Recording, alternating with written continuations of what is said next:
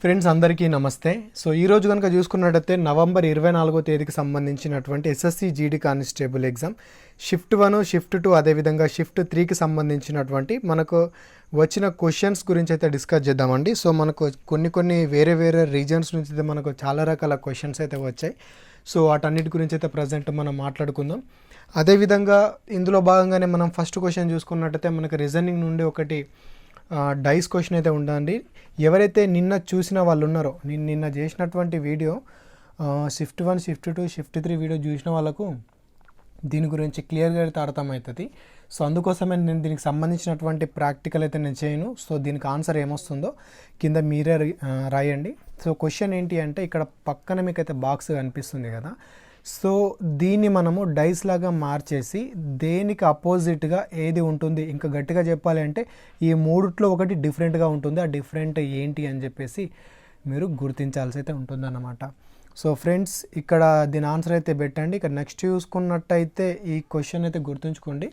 ఇక దీనికి చూసుకున్నట్టయితే దీంట్లోనే ఆన్సర్ ఉంటుంది. ఓకేనా, ఇక్కడనే మీకు ఆన్సర్ అయితే ఉంటుంది. ఈ వర్డ్స్ ఏంటి అంటే రిపీటెడ్గా వస్తాయన్నమాట. ఏ విధంగా వస్తాయో నేను మీకు ఇప్పుడు ఎక్స్ప్లెయిన్ అయితే చేస్తాను. సో ఇక్కడ చూసుకున్నట్టయితే ఎస్ ఉంది, ఎస్ తర్వాత మనకు నెక్స్ట్ వర్డ్ లేదు, తర్వాత ఎన్ ఉంది, దాని తర్వాత ఏ ఉంది, దాని తర్వాత నెక్స్ట్ వర్డ్ లేదు. దీని తర్వాత చూసుకున్నట్టయితే మనకి ఏ ఉంది, ఏ తర్వాత నెక్స్ట్ వర్డ్ అయితే లేదు. ఇక్కడ ఎన్ తర్వాత ఏ ఉంది, ఏ తర్వాత నెక్స్ట్ వర్డ్ లేదు. ఇక్కడ ఎన్ ఉంది, ఏ ఉంది, ఏ తర్వాత నెక్స్ట్ వర్డ్ ఏముంది, టీ ఉంది. ఇక్కడ ఓబియస్లీ మనకి ఏమొస్తుంది, టీనే వస్తుంది. దీనికి ఆన్సర్ అనేది ఇందులోనే ఉంటుందని ఎందుకన్నా, సో ఎందుకన్నా. సో ఇక్కడ టీ తర్వాత ఏ వచ్చింది, టీ తర్వాత ఏ వచ్చింది కాబట్టి ఇక్కడ కూడా ఏమొస్తుంది, ఏనే వస్తుంది. ఓకేనా, అదేవిధంగా ఎన్ కంటే ముందు ఏముంది, ఇక్కడ ఓ ఉంది. ఓ అంటే ఎన్ కంటే ఇక్కడ ఎన్ ఉంది, ఎన్ కంటే ముందు ఏమొస్తుంది, ఇక్కడ కూడా ఓనే వస్తుంది. సో అదేవిధంగా ఇక్కడ ఏమైంది, సో నాటా, ఇక్కడ కూడా ఓ కంటే ముందు ఏమొస్తుంది, ఎస్ వస్తుంది. సో నాటా. సో మనకు నేమ్ అనేది 2 సార్లుగా రిపీటెడ్ అయితే అయింది. సో ఈ విధంగా మీరు ఇటువంటి వాటిని సాల్వ్ చేసే అవకాశం అయితే ఉంటుందన్నమాట. సో ఫ్రెండ్స్ వీడియో కొంచెం లెంతీగా ఉంటుంది. వీడియోని ఇంటి వరకు చూసారంటే you will get lot of knowledge. ఎందుకోసం అంటే మనం జస్ట్ ఎగ్జామ్లో వచ్చిన క్వశ్చన్ని మాత్రమే డిస్కస్ చేయము. ఆ క్వశ్చన్కి సంబంధించినటువంటి రిలేటివిటీ టాపిక్ ఏదైతే ఉంటుందో ప్రతి దాని గురించి నేను మీకు ఎక్స్ప్లెయిన్ చేయడం అయితే జరుగుతుంది. కాబట్టి మీకు ఎగ్జామ్ పాయింట్ ఆఫ్ వ్యూ ఏ విధమైన బిట్టు పడుతుంది అని చెప్పేసి మీకు క్లియర్గా చెప్పడం అయితే జరుగుతుంది. సో కాబట్టి మీరు స్కిప్ చేయకుండా ఎండ్ వరకు అయితే చూడండి. సో ఆ విధంగా చూస్తేనే మీకు అర్థమవుతుంది, లేకపోతే అర్థమైతే కాదు. ఇక్కడ నెక్స్ట్ క్వశ్చన్ చూసుకున్నట్టయితే 1, 4, 15, 64, 325 అని చెప్పేసి మనకు సిరీస్ నుంచి ఒక క్వశ్చన్ వచ్చింది. సో దీనికి ఆన్సర్ ఏమొస్తుందో మీరే కింద కామెంట్ అయితే చేయండి. ఎందుకోసం నేను చేస్తలేను అంటే సిరీస్కి సంబంధించి నేను గత షిఫ్ట్లలో చాలా రకాల మోడల్స్ అయితే మీకు ఎక్స్ప్లెయిన్ చేయడం అయితే జరిగింది. సో రెగ్యులర్గా ఎవరైతే మన వీడియోస్ని ఫాలో అవుతారో వాళ్ళకు ఇది చేయడం అయితే చాలా సింపులే, పెద్ద కష్టం అయితే కాదు. ఓకేనా, దీనికి ఆన్సర్ ఏమొస్తుందో కింద కామెంట్ అయితే చేయండి. అదేవిధంగా కొత్త రకంగా ఏదైనా సిరీస్ అడిగితే మాత్రం నేను ఎక్స్ప్లెయిన్ అయితే చేస్తాను, బట్ పాత రకమైనది అయితే నేను ఎక్స్ప్లెయిన్ అయితే చేయను. ఇది ఒక విషయం అయితే గమనించండి. ఇక నెక్స్ట్ చూసుకున్నట్టయితే నాథ్పా జాక్రీ డ్యామ్, ఈ నాథ్పా జాక్రీ అనే డ్యామ్ ఎక్కడ ఉంది అని చెప్పేసి అడిగారు. సో ఇది ఎక్కడ ఉంది చూసుకున్నట్టయితే హిమాచల్ ప్రదేశ్లో అయితే ఉంటుందండి. సో మీకు ఎగ్జామ్ పాయింట్ ఆఫ్ వ్యూలో ఈ నాథ్పా జాక్రీ అనే డ్యాము ఏ నది మీద ఉంది అని చెప్పేసి కూడా మీకు అడిగే ఛాన్స్ అయితే ఉంటుంది. సో మీరు అప్పుడు సట్లజ్ నది మీద ఉంటుంది అని చెప్పేసి అయితే గుర్తుంచుకోండి. సో నాథ్పా జలపాతం అనేది డ్యామ్ అనేది సట్లజ్ నది మీద ఉంటుంది. అదేవిధంగా ఏ రాష్ట్రంలో ఉంటుంది, హిమాచల్ ప్రదేశ్ రాష్ట్రంలో అయితే ఉంటుంది. ఇది ఒక క్వశ్చన్ అయితే జాగ్రత్తగా గమనించండి. ఇక నెక్స్ట్ చూసుకున్నట్టయితే కొంచెం జాగ్రత్తగా గమనించండి. యాక్ కన్వర్జేషన్ సెంటర్, ఇప్పుడు యాక్ కన్వర్జేషన్ సెంటర్ ఎక్కడ ఉంటుంది అని చెప్పేసి మనకు క్వశ్చన్ అండి. సో ఇది నాకు క్లియర్గా అర్థం కాలేదు, మీరు ఒక్కసారి దీనికి సంబంధించి గూగుల్ అయితే సెర్చ్ చేయండి. ఇది ఈస్టర్న్ హిమాలయస్ అరుణాచల్ ప్రదేశ్లో అయితే ఉంటుంది. నేను ఎస్పెషల్లీ గూగుల్ అయితే సెర్చ్ చేయలేను, వచ్చిన క్వశ్చన్స్ అని అయితే రాశాను. సో ఇది నాకు కొంచెం కొత్తగా అనిపించింది, మీరు ఒకసారి అయితే గూగుల్లో సెర్చ్ చేయండి. మీకు వచ్చినటువంటి ఏమైతే తెలుస్తుందో ఒకసారి కింద కామెంట్ అయితే చేయండి. బట్ ఇది ఎక్కడ ఉంటుంది అంటే అరుణాచల్ ప్రదేశ్లో అయితే ఉంటుంది. ఇక నెక్స్ట్ చూసుకున్నట్టయితే ఏ నది ఒడ్డున 4 రాజధానులు కలవు అని చెప్పేసి అయితే మనకు క్వశ్చన్ అయితే అడిగారు. ఇది ఏ నది అని చూసుకున్నట్టయితే డెన్యూబ్ నది అని చెప్పేసి గుర్తుంచుకోండి. నెక్స్ట్ చూసుకున్నట్టయితే అర్థశాస్త్ర పితామహుడు, ఫాదర్ ఆఫ్ ఎకనామిక్స్ ఎవరు అని అడిగారు. సో ఇటువంటి క్వశ్చన్ అడిగినప్పుడు మీకు ఖచ్చితంగా ఆప్షన్స్లో ఒకటి కూడా ఉంటుంది, అదేంటి అంటే చాణక్యుడి నేమ్ కూడా ఉంటుంది. ఓకేనా, చాణక్యుడు కాదు, ఇక్కడ ఎవరు చూసుకున్నట్టయితే ఆడెమ్ స్మిత్, అర్థశాస్త్ర పితామహుడు ఎవరు అని అడిగినప్పుడు ఆడెమ్ స్మిత్ అని చెప్పేసి గుర్తుంచుకోండి. ఒకవేళ ఆప్షన్స్లో ఆడమ్ స్మిత్ లేకుండా ఈ చాణక్యుడు ఉంటే మాత్రం అప్పుడు చాణక్యుడు ఇస్ ద రైట్ ఆన్సర్ అయితే అవుతుంది. సో ప్రస్తుతానికైతే మనకు ఆడమ్ స్మిత్ అర్థశాస్త్ర పితామహుడు అని చెప్పేసి గుర్తుంచుకోండి. ఇక నెక్స్ట్ చూసుకున్నట్టయితే మోప్లా తిరుగుబాటు. ఈ తిరుగుబాటు గురించి నేను మీకు చాలా క్లియర్ ఎక్స్ప్లెయిన్ అయితే చేస్తాను. సో కొంచెం జాగ్రత్తగా అయితే చూడండి. ఈ మోప్లా తిరుగుబాటు ఎప్పుడు జరిగింది అని చూసుకున్నట్టయితే ఇది 1921లో అయితే జరిగింది. ఒకవేళ మీకు ఎక్కడ జరిగింది అని చెప్పేసి అడగచ్చు. సో ఈ మోప్లా తిరుగుబాటు కేరళ రాష్ట్రంలో జరిగింది అని చెప్పేసి జాగ్రత్తగా గుర్తుంచుకోండి. ఇక నెక్స్ట్ చూసుకున్నట్టయితే గోల్డెన్ లంగూర్ ఇవి ఏ నేషనల్ పార్క్లో ఉంటాయి అని చెప్పేసి క్వశ్చన్ అండి. ఎన్పి అంటే నేషనల్ పార్కు, నేను షార్ట్గా రాశాను. ఈ గోల్డెన్ లంగూర్ అనేటి ఇప్పుడు మనకు కోతులు, చింపాంజీలు రకరకాలుగా ఉంటాయి కదా. సో అందులో ఒక జాతి గోల్డెన్ లంగూర్ అని చెప్పేసి ఉంటుంది. ఇది మనకు ఏ పార్కులో ఉంటుంది అని చూసుకున్నట్టయితే ఇది మన ఇండియాలో రేర్ ఒకే దగ్గర ఉంటుంది. ఇది రైమోనా నేషనల్ పార్క్. ఇది రైమోనా నేషనల్ పార్క్ ఎక్కడ ఉందో చూసుకున్నట్టయితే అస్సాంలో ఉంటుంది. మీరు నిన్నటి వీడియో కనుక చూసుకున్నట్టయితే అస్సాంలో ఉన్నటువంటి మేజర్ నేషనల్ పార్కులు ఏముంటాయని చెప్పేసి వాటన్నిటి గురించి అయితే చెప్పాను. ఎందుకోసం అంటే మనకి ఎగ్జామ్ పాయింట్ ఆఫ్ వ్యూలో చాలా ఎక్కువగా అడుగుతున్నారు ఈ అస్సాంకు సంబంధించినటువంటి నేషనల్ పార్కులు. ఎందుకంటే అస్సాంలో 2 కొత్తగా నేషనల్ పార్కులు అయితే అయ్యాయి. అందులో ఒకటి ఈ రైమోనా నేషనల్ పార్క్ ఒకటి, అది కాకుండా ఇంకొకటి కూడా ఉంటుంది. సో మీరు నిన్నటి వీడియో చూస్తే మీకు అక్కడ ఫుల్ క్లారిటీ అయితే వస్తుంది. సో ఖచ్చితంగా చూడండి, ఒక మార్క్ మీ జేబులో ఉంటుంది, మర్చిపోకండి. ఇక దీని తర్వాత చూసుకున్నట్టయితే చంపారన్ ఉద్యమం ఎప్పుడు జరిగింది అని చెప్పేసి అడిగారు. ఇది 1917. ఇక్కడ మీకు ఒక క్లారిటీ అయితే ఇవ్వాలి.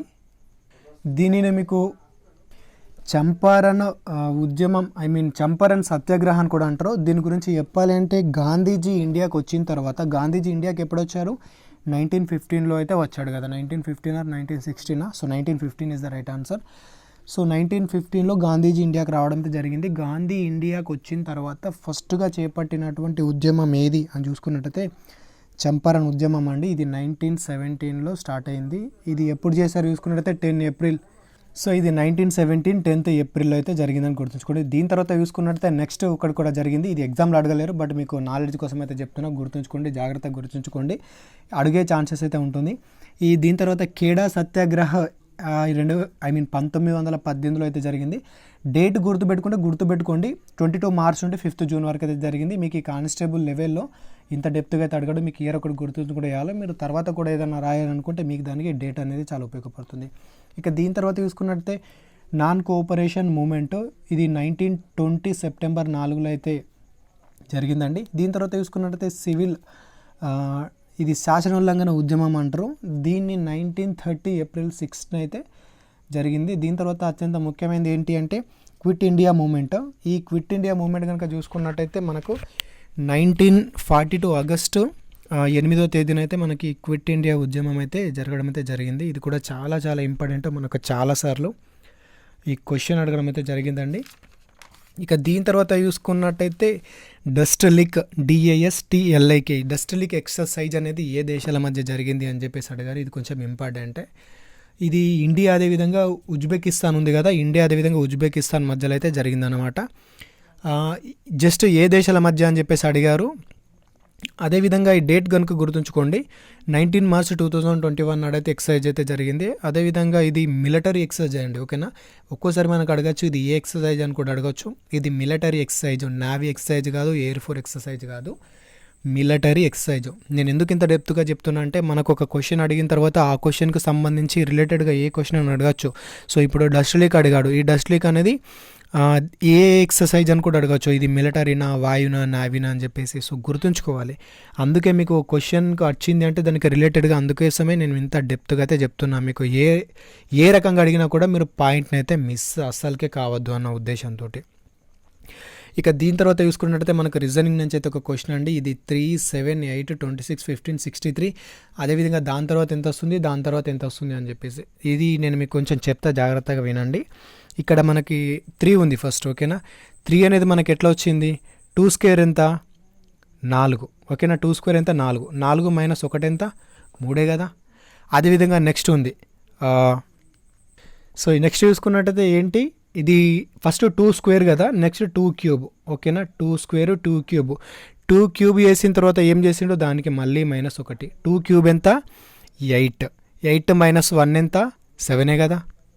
ఇక దీని తర్వాత చూసుకున్నట్లయితే నెక్స్ట్ ఏది ఉంది, 8 ఉంది. ఈ 8 అనేది ఏంటి అంటే 3 స్క్వేర్. 3 స్క్వేర్ ఎంత, 9. 9 మైనస్ 1 ఎంత, 8 కదా.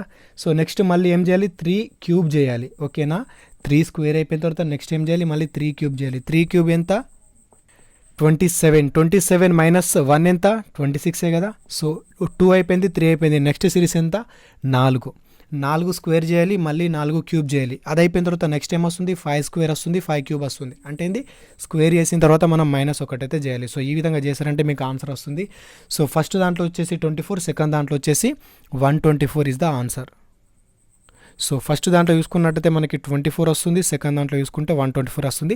మీరు ఎక్స్ప్లెనేషన్ తోటి కింద కామెంట్ అయితే చేయండి. ఎందుకోసం అంటే మీకు ప్రాక్టీస్ అవుతుంది, అదేవిధంగా ఇంకొంచెం మీకు నాలెడ్జ్ కూడా పెరుగుతుంది. ఓకేనా, ఇక 14 చూసుకోండి. సో ఇక్కడ ఏబిసిడికి 2, 4, 6, 8 వచ్చింది. అదేవిధంగా పీక్యూఆర్ఎస్కి ఏమొస్తుంది అని చెప్పేసి క్వశ్చన్.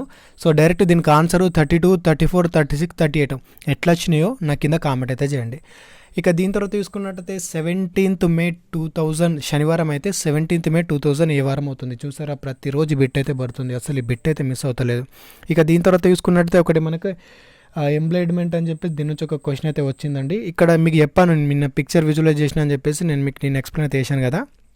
నిన్న చూసిన వాళ్ళకి ఇది క్లియర్గా అర్థమవుతుంది. సో ఇక్కడ ఇది ఉంది కదా, దీనికి సంబంధించినటువంటి పిక్ ఇందులో దేంట్లో ఉంది అని చెప్పేసి అడిగారు.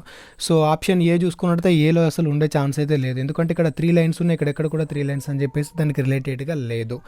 ఇక బి చూసుకుంటే బి కొంచెం సిమిలర్గా ఉంది కాబట్టి మనం నెక్స్ట్ కూడా చూద్దాం. బి అని చెప్పేసి మనం కన్ఫామ్గా చెప్పొద్దు.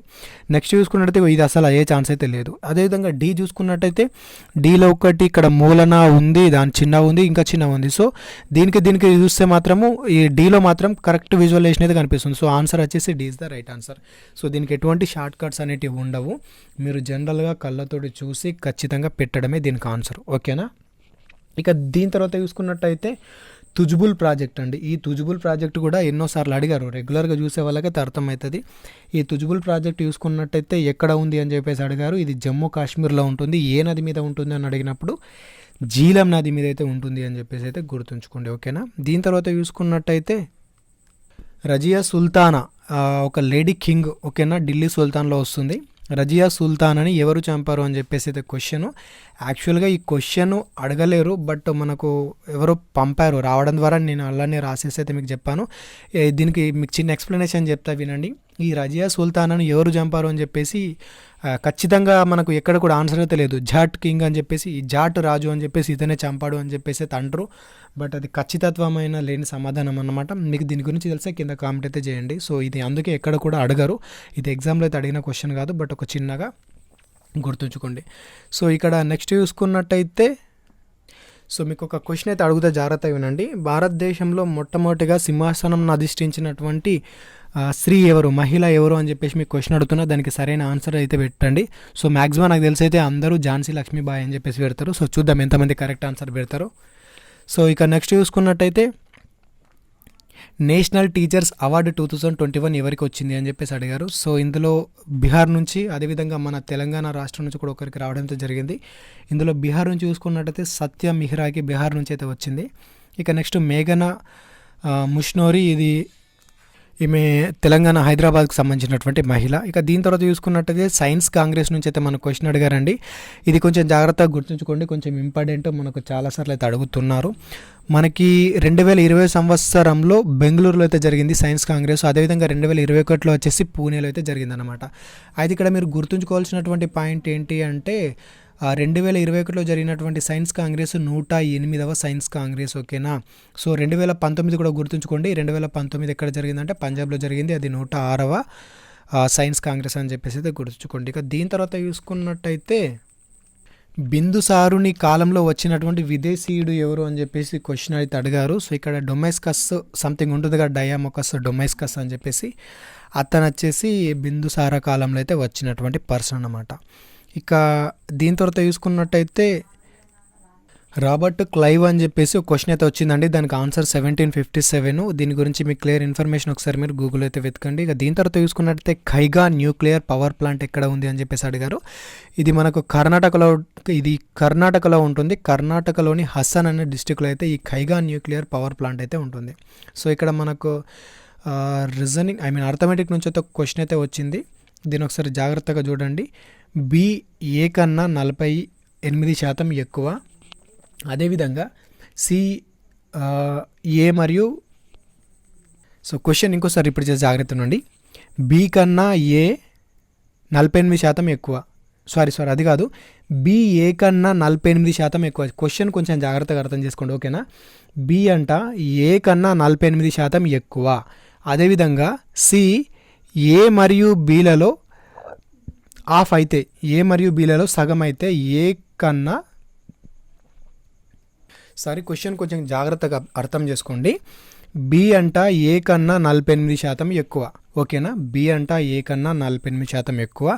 అదేవిధంగా సి అంట ఏ మరియు బీలలో సగం, ఓకేనా. సి అంట ఏంటి, సి యొక్క ఆదాయం నీకు అర్థమే చెప్పాలంటే బి ఆదాయం ఏ కన్నా 48% ఎక్కువ. అదేవిధంగా సి ఆదాయం అంట ఏ మరియు బీలలో హాఫ్, ఏ మరియు బీలలో హాఫ్ మాత్రమే ఉంటుంది. అయితే సి ఏ కన్నా ఎంత శాతం ఎక్కువగా అయితే ఉంటుంది, అంటే సి అంట ఏ కన్నా ఎంత శాతం ఎక్కువగా ఉంటుంది అని చెప్పేసి అయితే అడిగారు. సో ఇది అంత పెద్ద క్వశ్చన్ అయితే ఏం కాదు, చాలా చిన్న క్వశ్చన్. మనకు క్వశ్చన్ చూసేవరకంటే అయ్యో ఇది ఏంటి అన్నట్టే అనిపిస్తుంది, బట్ చాలా చాలా చాలా చిన్న క్వశ్చన్ ఇది. దీనికి ఆన్సర్ ఎక్స్ప్లెయిన్ అయితే చేస్తా, జాగ్రత్తగా వినండి. సో ఆన్సర్ జనరల్గా చూసుకున్నట్టయితే బి అంట మనకేంటి ఏ కన్నా 48% ఎక్కువ. సో 48% ఎక్కువ అంటే ఫర్ ఎగ్జాంపుల్ మనం బీని ఎలాగో 100% అయితే తీసుకుంటాం. బి 48% ఎక్కువ అంటే ఎంత, 148, అంతే కదా. 48% ఎక్కువ అని అడిగిండు, సో మనం ఏం చేస్తాం, 148 కదా. అదేవిధంగా సి అంట ఏ మరియు బీలలో సగం అంట, ఓకేనా. ఏ మరియు బీలలో సగం. ఇప్పుడు ఏ మరియు బి అంటే ఏ, అదేవిధంగా బి మొత్తంగా చూసుకుంటే ఎంత అవుతుంది, వీళ్ళది 248 అవుతుంది, ఓకేనా. 248లో ఇతను ఎంతనంట, హాఫ్ అంట. సో మనం దీన్ని మొత్తంగా 2గా డివైడ్ చేస్తే మనకి ఎంత వస్తుంది, సో మీరే జనరల్గా చూసుకోండి, మీకైతే ఈజీగా ఇక్కడ వస్తుంది ఎంత, 124 అంట. సో 124 ఆన్సర్ వచ్చింది. సో మనకి ఏమడిగిండు క్వశ్చన్లో, సి ఏ కన్నా ఎంత శాతం ఎక్కువ. సి ఏ కన్నా ఎంత శాతం ఎక్కువ, 24, ఓకేనా. ఆన్సర్ ఇంతే, ఇంతకు మించి ఏం లేదు, ఇంకా ఎక్కువ ఎక్స్పెక్ట్ చేయకండి. చాలా చాలా సింపుల్గానే ఉంటాయి ఇటువంటి. సో వాళ్ళు ఏంటంటే అడిగిన క్వశ్చన్ ఏంటి మనం జస్ట్ అర్థం చేసుకోవాలి. అర్థం చేసుకున్నామంటే మనకి క్వశ్చన్కి ఆన్సర్ పెద్ద కష్టమేం కాదు. సో ఇదే ఆన్సర్. ఇక దీని తర్వాత నెక్స్ట్ క్వశ్చన్ చూసినట్టయితే, ఒక వస్తువు మీద 10% డిస్కౌంట్ ఇస్తే 20% లాభం వస్తుందంట. అయితే 20% డిస్కౌంట్ ఇస్తే ఎంత శాతం లాభం వస్తుంది, ఓకేనా. జాగ్రత్తగా వినండి. ఒక వస్తువు మీదనంట 10% లాభం ఇస్తే, సో ఒక వస్తువు మీదనంట 10% లాభం ఇస్తే అతనికి 20% ప్రాఫిట్ వస్తుంది. మరి అదే వస్తువు మీద 20% డిస్కౌంట్ ఇస్తే మరి ఎంత శాతం ప్రాఫిట్ అయితే వస్తుంది అని చెప్పేసి క్వశ్చను. దీనికి ఆన్సర్ వచ్చేసి ఇదన్నమాట. సో మీరు ప్రాసెస్ అయితే చేసి నా కింద కామెంట్ అయితే చేయండి. సో మనకు షిఫ్ట్ 1లో అడిగినటువంటి కొన్ని మేజర్ క్వశ్చన్స్ అయితే మీకు చెప్పడం అయితే జరిగింది. సో నెక్స్ట్ వచ్చేసి మనకు షిఫ్ట్ 2లో అడిగినటువంటి క్వశ్చన్స్ గురించి అయితే మనం ప్రజెంట్ డిస్కస్ అయితే చేద్దామండి. సో ఇందులో మొదటగా చూసుకున్నట్టయితే మనకు పానీపట్ యుద్ధం గురించి అయితే అడిగారు. సో ఫ్రెండ్స్ మీరు చూసుకోవచ్చు, మనకు పానీపట్ యుద్ధం గురించి మనకు క్వశ్చన్ అనేది ఎన్నిసార్లు రిపీట్ అవుతుంది అని చెప్పేసి ఆలోచించండి. మనకు పానీపట్ యుద్ధం చూసుకున్నట్టయితే ఇక్కడ మొదటిది అయితే అడిగారు. సో మీకు మరొకసారి నేను 3 చెప్తే జాగ్రత్తగా గుర్తుంచుకోండి. మనకి మొదటిసారి పానీపట్ యుద్ధం వచ్చేసి 1526లో జరిగింది. ఇది ఎవరి మధ్యలో జరిగింది అని చెప్పేసి కూడా ఇంపార్టెంట్. బాబర్ అదేవిధంగా ఇబ్రహీం లోడీ మధ్యలో అయితే జరిగింది. మరి రెండవ పానీపట్ యుద్ధం 1556లో జరిగింది. ఇది అక్బర్ అదేవిధంగా హుమాయూన్ మధ్యలో అయితే జరిగింది. దీని తర్వాత మూడో పానీపట్ యుద్ధము 1761 అయితే జరిగింది. ఇది మరాఠా వాళ్ళకి అదేవిధంగా అబ్దాలీ మహమ్మద్ షా, ఓకే. ఇక్కడ అబ్దాలీ మహమ్మద్ షా అని చెప్పేసి గుర్తుంచుకోండి. అబ్దాలీ మహమ్మద్ షా మధ్యలో అయితే జరిగిందనమాట. ఇంకా నెక్స్ట్ చూసుకున్నట్టయితే ఈజ్ ఆఫ్ డూయింగ్ రిపోర్ట్, ఓకేనా. ఇది మనకి వరల్డ్ బ్యాంక్ అయితే రిపోర్ట్ ఇస్తుంది. ఈజ్ ఆఫ్ డూయింగ్ రిపోర్ట్లో భారత్ ఎన్నో స్థానంలో ఉంది అని చెప్పేసి అయితే మనకి క్వశ్చన్ అయితే వచ్చింది. భారత్ 63వ స్థానంలో ఉంది. నేను నిన్ననే చెప్పాను కదా రిపోర్ట్ల గురించి. భారత్ ఎక్కడైనా కానీ మొదట్లో ఎక్కడ ఉంటుంది, ఒకటి చెప్తాయినండి. అత్యంత ప్రమాదకరమైన అంటే మహిళలకు రక్షణ లేని దేశాల్లో భారత్ ఎన్నో స్థానం, మొదటి స్థానం, ఓకేనా. అసలు మనం ఆలోచించాలా, మొదటి స్థానం ఆ రెండో స్థానంలో అయితే ఉన్నాం. అటువంటిది అంత భయంకరమైన దేశం మనది. అర్థం చేసుకోండి మీరే ఎందుకు మన దేశం ఇంత ఘోరంగా ఉందో. పాకిస్తాన్ ఉంది, ఆ పాకిస్తాన్ 14, 16 స్థానంలో ఉంది. మనం పాకిస్తానే డేంజర్ అనుకుంటాం, కానీ పాకిస్తాన్ కూడా డేంజర్ కాదు. ఆఫ్ఘనిస్తాన్ కూడా ఎట్టో లాస్ట్లో ఉంది. బంగ్లాదేశ్ కూడా మనకంటే చాలా దూరంలో ఉంది. బట్ మనం మాత్రం ఎంత ఎదిగిపోయాం చూసారా. అటువంటి దాంట్లో ముందుంటాం, ఇటువంటి దాంట్లో మాత్రం వెనకడిగే ఉంటాం. సో ఇంకా ఉన్నాయి చూడండి ముందు ముందు. నెక్స్ట్ చూసుకున్నట్టయితే పారా ఒలింపిక్లో 2 మెడల్ సాధించినటువంటి మహిళా అథ్లెట్ ఎవరు అని చెప్పేసి అడిగారు. సో ఆమె పేరు వచ్చేసి అవని లేఖరా అండి. ఈమె షూటింగ్ విభాగంలో 2 మెడల్స్ అయితే సాధిస్తుంది. ఒకటి గోల్డ్, అదేవిధంగా బ్రాంజ్. అవి కూడా నేను చెప్తే జాగ్రత్తగా వినండి. గోల్డ్ వచ్చేసి 10 మీటర్ల దూరంలో ఉన్నటువంటి దానిలో గోల్డ్ సాధించింది. 50 మీటర్స్ డిస్టెన్స్లో బ్రౌన్స్ మెడల్ని అయితే సాధించడం అయితే జరిగింది. సో ఈ అవని లేఖరా పారా ఒలింపిక్స్ ఎందుకు కండక్ట్ చేస్తారు తెలుసు కదా. ఒలింపిక్స్ అయిపోయిన తర్వాత పారా ఒలింపిక్స్ అయితే కండక్ట్ చేస్తారు. ఈ పారా ఒలింపిక్స్లో అందులో అని కాదు, ఫిజికలీ హ్యాండిక్యాప్డ్ ఉంటారు కదా, ఫిజికలీ హ్యాండిక్యాప్డ్ వాళ్ళందరికీ పారా ఒలింపిక్స్ని అయితే కండక్ట్ అయితే చేస్తారు. సో ఈసారి పారా ఒలింపిక్స్లో భారత్ ఎన్నడూ లేనని ఎన్నో పథకాలు అయితే సాధించింది. ఇది మనం గర్వపడాల్సినటువంటి విషయం, మన అథ్లెట్లను చూసి గర్వపడాల్సిన విషయం. అర్థం చేసుకోండి నా మాటల్ని, ఓకేనా. సో ఇంకా మన పర్ఫెక్ట్గా మన దేశంలో సెలెక్షన్స్ జరిగితే మాత్రమే ప్రపంచంలోనే మనం పైన ఉంటాం.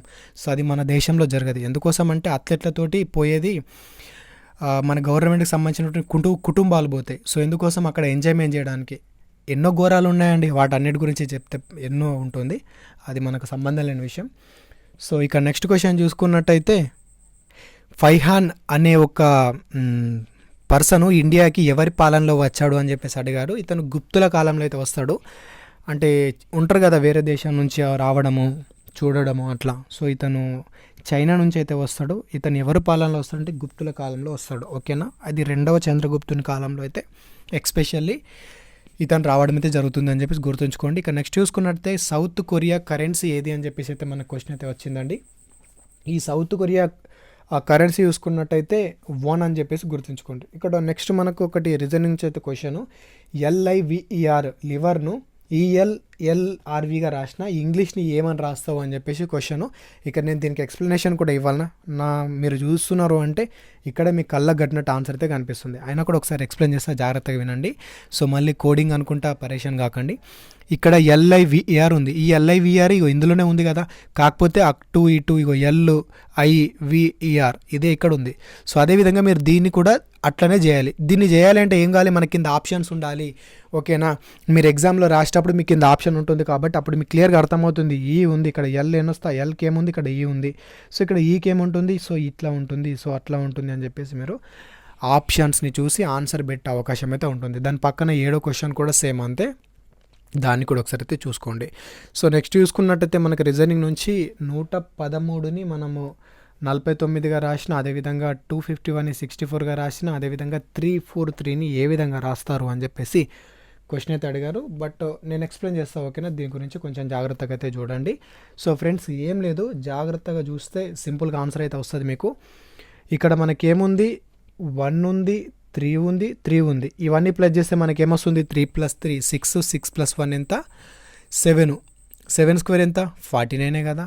సేమ్ అదేవిధంగా 2 + 5 ఎంత, 7, 7 + 1 ఎంత, 8, 8 స్క్వేర్ ఎంత, 64 కదా. సేమ్ అంతే, ఏముంది మనకు 3, 3 ఎంత, 6 అంటే 4 ఎంత, 10, 10 స్క్వేర్ ఎంత. సో అంతే కదా, ఇంకా చెప్పాల్సిన అవసరం ఉంది, 100. సో ఇదే విధంగా ఉంటుంది. సో అట్లనైతే చేసేయండి. సో దాని పక్కన చూసుకుంటే సేమ్ కూడా ఇటువంటి రిలేటివ్ క్వశ్చన్సే, వాటిని కూడా అయితే ఆన్సర్ చేసి కింద కామెంట్ అయితే చేయండి. ఇక నెక్స్ట్ చూసుకున్నట్టయితే ఇది కూడా కొంచెం ఇంపార్టెంటే, గుర్తుంచుకోండి. మనకి క్వశ్చన్ ఏ రకంగా అడుగుతున్నాడు, మనకు విజేత అడుగుతున్నాడా, ఓడిపోయిన వాళ్ళని అడుగుతున్నారా అని చెప్పేసి మనం పెట్టాలి. అందరిగా ముఖ్యంగా విజేతల గురించి చదువుతారు. అక్కడ రన్నర్ అప్ అడిగేదాకంటే బోల్తా పడాల్సి వస్తుంది. సో ఇక్కడ US ఓపెన్ విన్నర్స్ సింగిల్ అని అడిగాడు. సో మనకు నిన్న ఏంటి రన్నర్ అప్ గురించి అడిగాడు. సో ఈరోజు చూసుకున్నట్టయితే విన్నర్ గురించి అడిగారు. చూసారా, మనకు నిన్న అడిగిన క్వశ్చన్ ఈరోజు ఏ రకంగా తిప్పి అడిగాడు. సో మళ్ళీ రేపు దీనికి సంబంధించి ఇంకొక క్వశ్చన్ కూడా పడుతుంది. సో రెగ్యులర్గా చూసే వాళ్ళకు ఇవన్నీ అర్థమవుతాయి, నేను ఎట్లా చెప్తున్నా ఏంటి అని చెప్పేసి. సో ఇక్కడ US ఓపెన్ 2020 విన్నర్స్ సింగిల్స్లో ఎవరు గెలిచారు అని అడిగారు. సో ఇక్కడ చూసుకున్నట్టయితే ఉమెన్స్ విభాగంలో నవోమి ఒసాకా ఉమెన్స్ సింగిల్ విభాగంలో గెలిచింది. ఇక మెన్ సింగిల్లో చూసుకున్నట్టయితే డొమింగ్ తెమ్ అని చెప్పేసి ఇతనైతే గెలుచుకోవడం అయితే జరిగిందన్నమాట. ఇక నెక్స్ట్ చూసుకున్నట్టయితే ఇది కొద్దిగా గుర్తుపెట్టుకోండి, ఐపీఎల్కి సంబంధించినటువంటి క్వశ్చన్. ఇక్కడనే నేను మీకు ఇంకొక పాయింట్ కూడా చెప్తాను. ఐపీఎల్ 2020లో ఎవరు స్పాన్సర్, ఐపీఎల్ 2020 స్పాన్సర్ ఎవరు అని చెప్పేసి క్వశ్చన్. డ్రీమ్ లెవెల్ అని చెప్పేసి మీరు అడ్వర్టైజ్మెంట్ చాలానే చూస్తారు. సో డ్రీమ్ లెవెల్లో చాలామంది బెట్టింగ్స్ కూడా పెడతారు. ఈ డ్రీమ్ లెవెన్ అనే వాళ్ళు స్పాన్సర్ అయితే చేశారు. సో మరి 2020 విన్నర్ ఎవరు? ముంబై ఇండియన్స్. రన్నరప్ ఎవరు? ఢిల్లీ క్యాపిటల్స్. ఈరోజు అడిగినటువంటి ఏదో షిఫ్ట్లో అడిగారంట ఈ రన్నరప్. మీకు తర్వాత టచ్ కావచ్చు ఆ క్వశ్చన్. రన్నరప్ ఎవరు అని చెప్పేసి అడిగారు, ఢిల్లీ క్యాపిటల్స్ అని చెప్పేసి గుర్తుంచుకోండి. మరి దీన్ని ఎక్కడ కండక్ట్ చేశారు అని చూసుకున్నట్టయితే యునైటెడ్ అరబ్ ఎమిరేట్స్ అంటే యూఏఈ దుబాయ్లో అయితే కండక్ట్ అయితే చేయడం అయితే జరిగిందన్నమాట ఈ ఐపీఎల్ని. సో కరోనా తోటి దేశం మొత్తం కింద మీద అయితే వీళ్ళు ఐపీఎల్ పెట్టుకుంటా మనల్ని ఎంటర్టైన్ చేసిర్రు. ద గ్రేట్ కదా. ఇక నెక్స్ట్ చూసుకున్నట్టయితే ఇక్కడ మీకు ఒక పాయింట్ చెప్పాలి. ఇక్కడ ఆరెంజ్ క్యాప్ ఉంటుంది, అదేవిధంగా పర్పుల్ క్యాప్ ఉంటుంది. ఆరెంజ్ క్యాప్ వచ్చేసి అత్యధిక రన్స్ చేసిన పర్సన్కి ఇస్తారు, పర్పుల్ క్యాప్ వచ్చేసి వికెట్లు తీసిన పర్సన్కి ఇస్తారు. సో ఇది ఈ రంగంలో కూడా మన క్వశ్చన్ అడుగుతున్నారు, గుర్తుంచుకోండి. దానికి సంబంధించిన క్వశ్చన్ ఉంది కింద, అది కూడా నేను ఎక్స్ప్లెయిన్ చేస్తాను, ఒకసారి చూసుకోండి. ఇక్కడ నోబెల్ అవార్డు 2020 సంవత్సరానికి గాను నోబెల్ అవార్డు శాంతి పీస్కి సంబంధించినటువంటి విభాగంలో క్వశ్చన్ అయితే అడిగారు.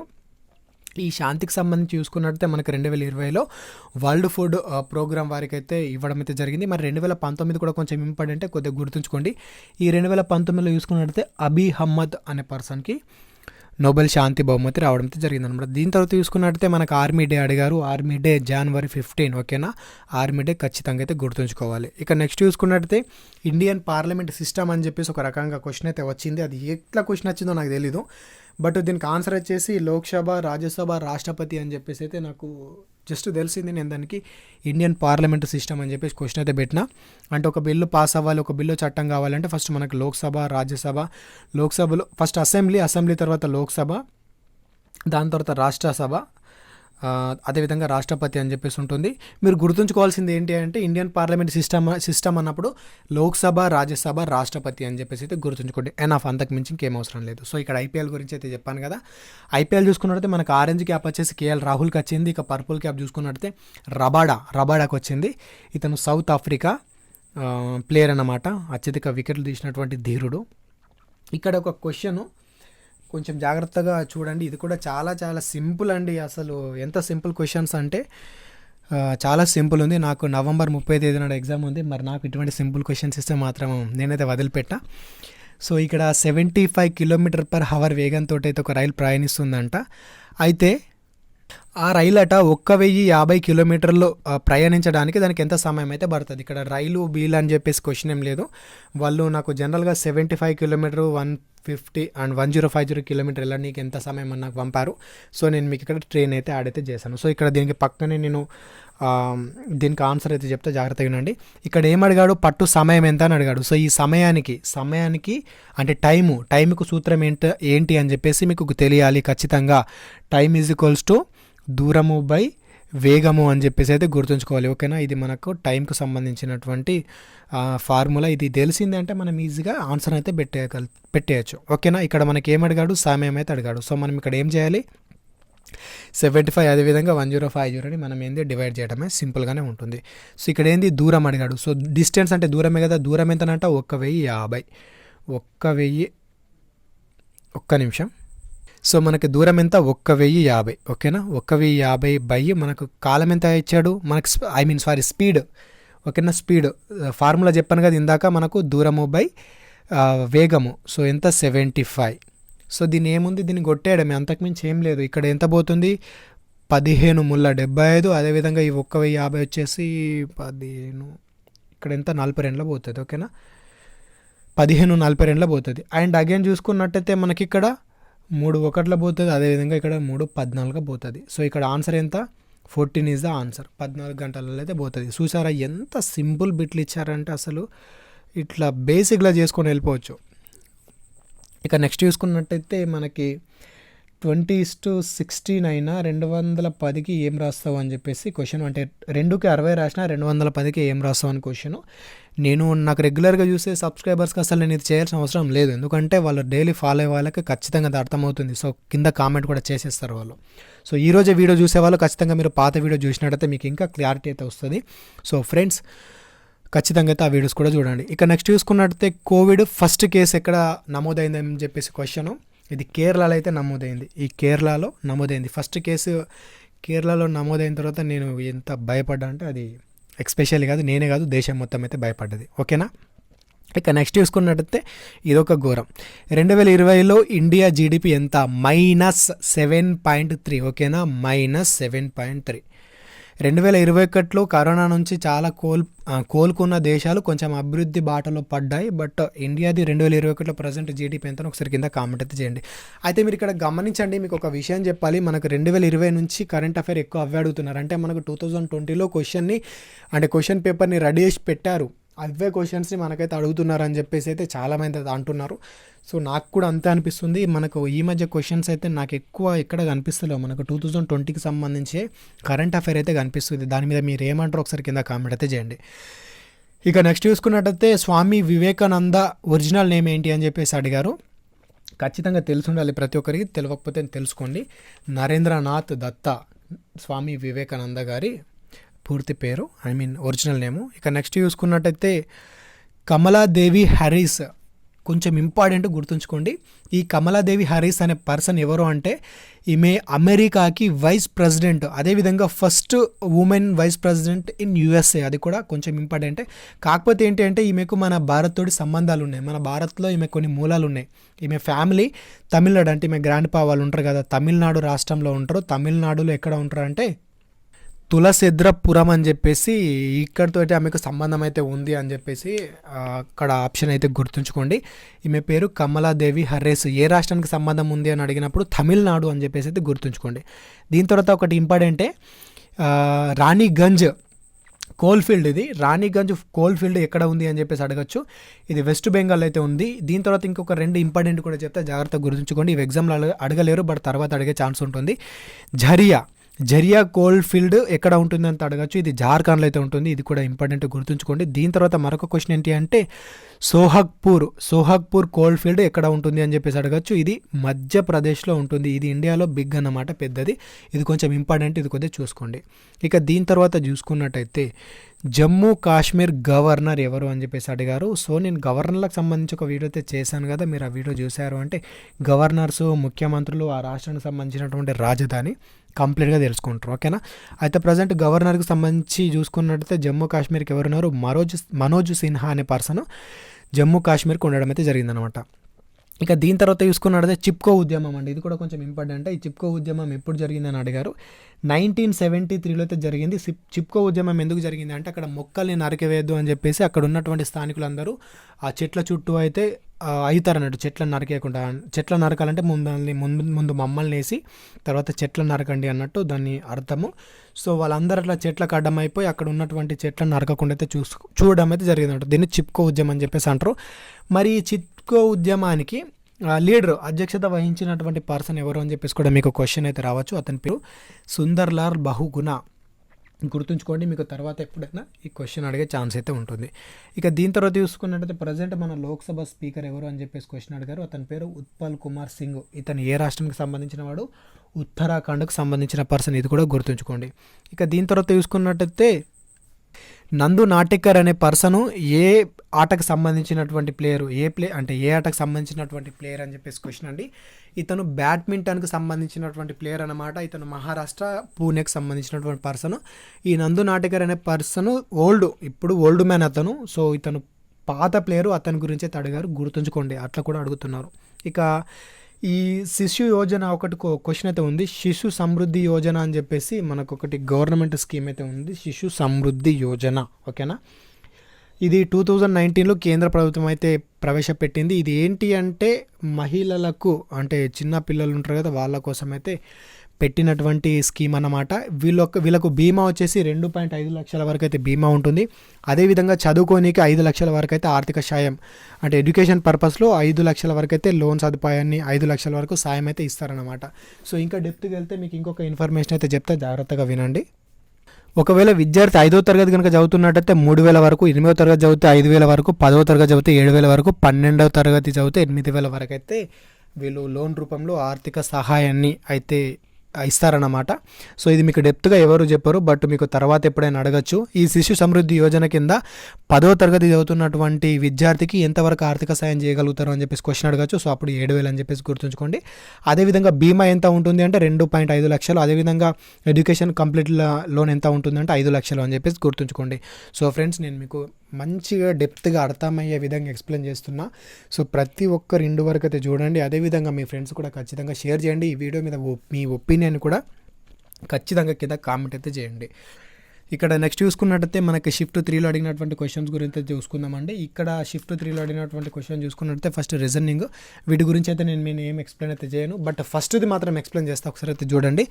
ఇక్కడ మీకు 6, 22, 70, 214 మైనస్ డాష్ 1942 అని చెప్పేసి క్వశ్చన్ అయితే ఉంది.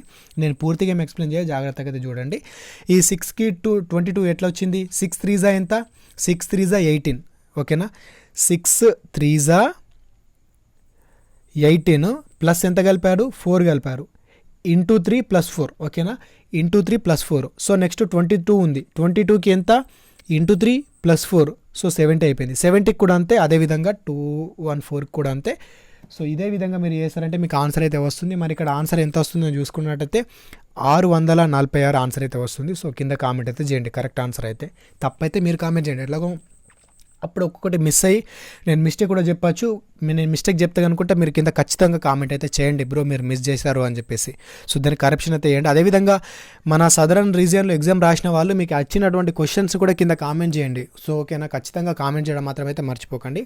ఇక నెక్స్ట్ చూసుకున్నట్టయితే SRQ, అదేవిధంగా P1 డాష్ వచ్చేసి JIH, అదేవిధంగా JFE అని ఇచ్చేశారు.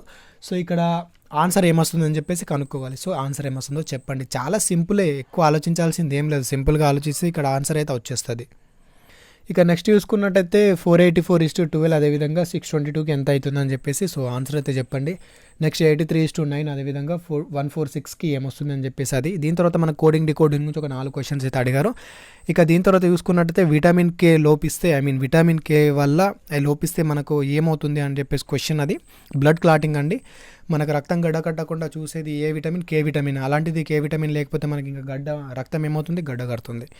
సో ఇక నెక్స్ట్ చూసుకున్నట్టయితే కార్బోహైడ్రేట్లో ఎక్కడ డైజెషన్ అవుతాయని చెప్పేసి అయితే మనకు క్వశ్చన్ అడిగారు. ఈ కార్బోహైడ్రేట్స్ అంటే ఒక నిమిషం మీకు చెప్తే జాగ్రత్తగా వినండి.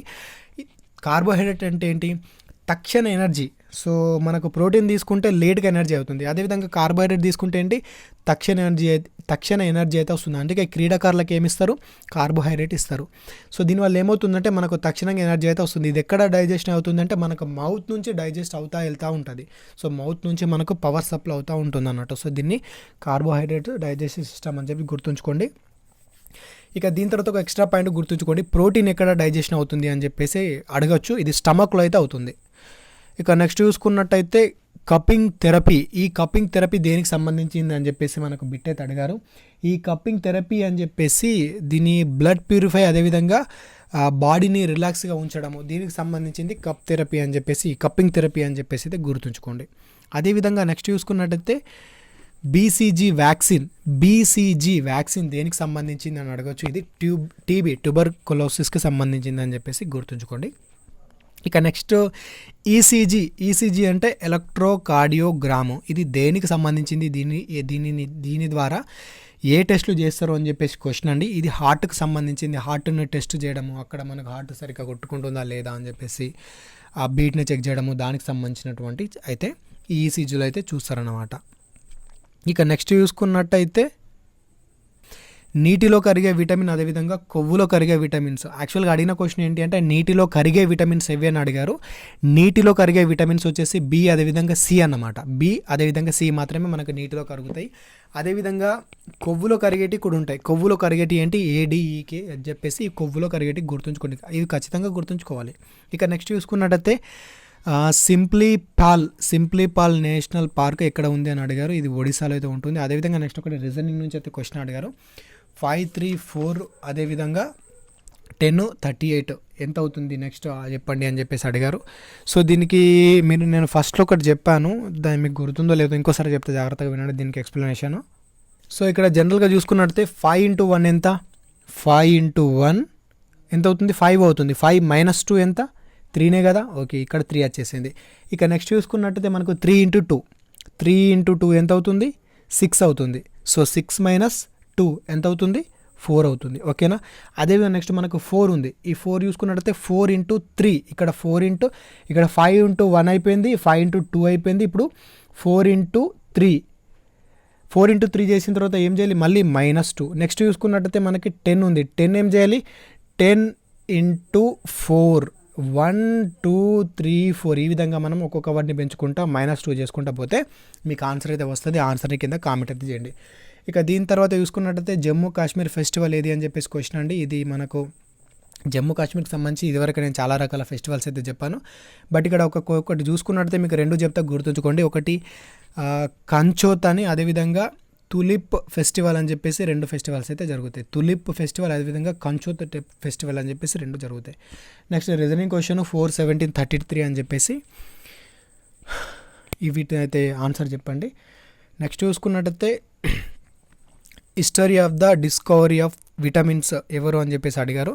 ఇక్కడ 2 రకాల ఆన్సర్ అయితే ఉంటుంది. But history of the discovery of vitamins వచ్చేసి అతను నిజమైంది ఎన్ఐ లునిన్. ఈ లునిన్ అనే పర్సన్ మనకు మెయిన్. సో ఫస్ట్ డిస్కవర్ చేసినటువంటి పర్సన్ ఇతను.